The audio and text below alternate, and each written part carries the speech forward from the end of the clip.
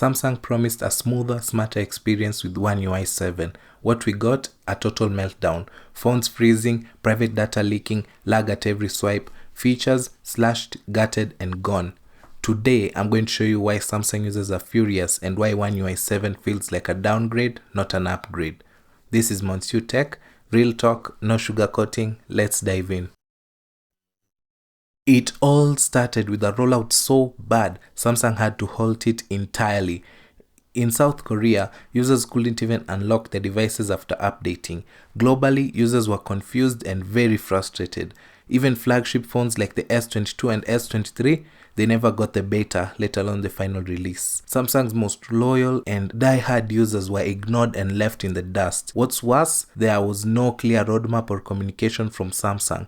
People were scouring Reddit and Twitter just to get unofficial updates on when they would get the One UI 7. That's not how you treat your power users. And this kind of mismanagement chips away at trust. There are users who shelled out over $1,000 for a premium device and they're being treated like beta testers. Next up, security.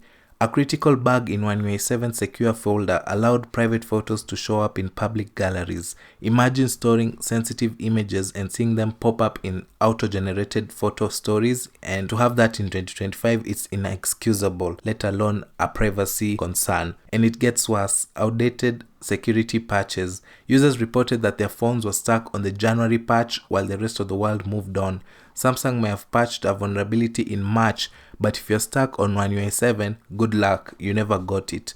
Security is not optional, it's not a bonus, it's the bare minimum, and Samsung just fell short flat on that part. Let's talk about Edge panels, a fan favorite feature. Swipe from the edge and you could access your favorite apps, tools, contacts, and much more. Well, not anymore. After updating to One UI 7, you can't download new Edge panels or customize existing ones. Delete a panel, it's gone forever. It looks like Samsung might be phasing out Edge panels altogether without even telling us. And that's not all. Full-size lock screen widgets, dead. Replaced by the new Nowbar, a sleek but limited strip of dynamic info. It looks cool, sure, but it's also strangely familiar, almost like Samsung copied it from somewhere. I just can't figure out where. The real problem? It doesn't support third-party apps. That means your favorite widgets like Spotify, Todoist, or Google Calendar, useless here. The Nowbar may look neat, but it just doesn't do enough to earn its keep.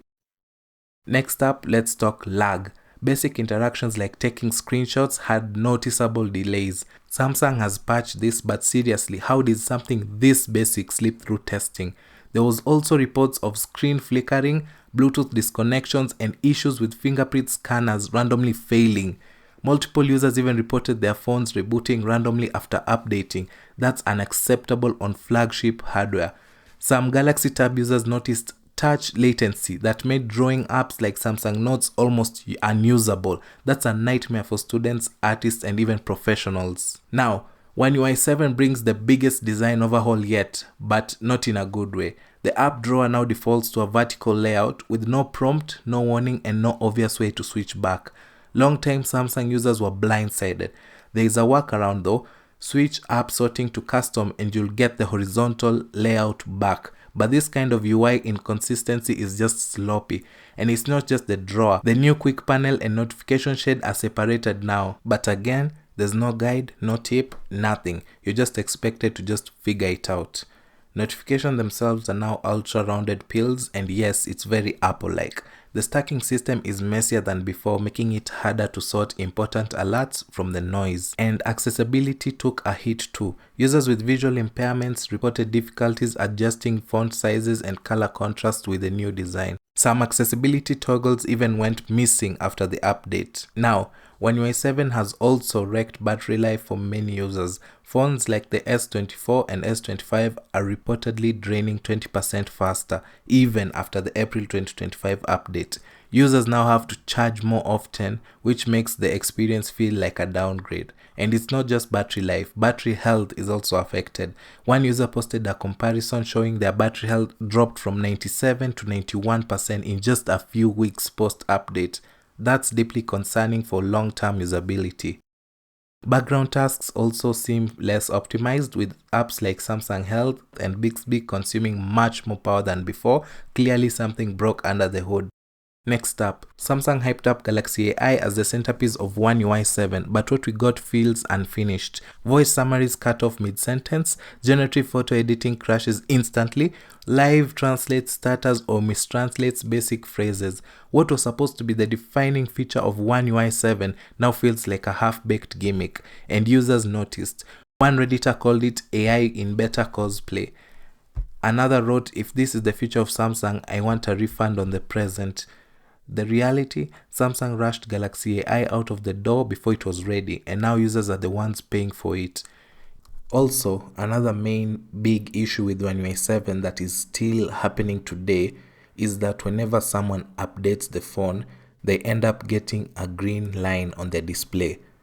People mostly report this happening after the whole update, and others report it happening a few days after the update. And they all have a common denominator: One UI 7. Now, it's important to note that One UI 7 is not causing this issue, but rather it is the process of getting One UI 7. What do I mean by that? When you update the phone in the normal basic way, the phone gets extremely hot, especially for this update. I'm not sure on the others, and I'm just talking about One UI 7 for now. The phone gets very, very hot. In conclusion, One UI 7 was billed as the biggest update in Samsung history, but instead it became a cautionary tale of hype over delivery. Even now, as users prepare for Android 16, many still haven't received a stable Android 15, or basically the One UI 7. And with One UI 8 already being rumored as a redo of this botched release, this future isn't looking too bright. This could have been Samsung's moment. Instead, it's a moment they'll want to forget. So tell me, is One UI 7 a bold leap forward or Samsung's biggest failure yet? Sound it off in the comments. I read them all and I want to hear your take. If you've experienced these issues, hit that like button so others know they're not alone. And don't forget to subscribe for more brutally honest tech takes. This is Monsieur Tech. See you in the next one. Goodbye.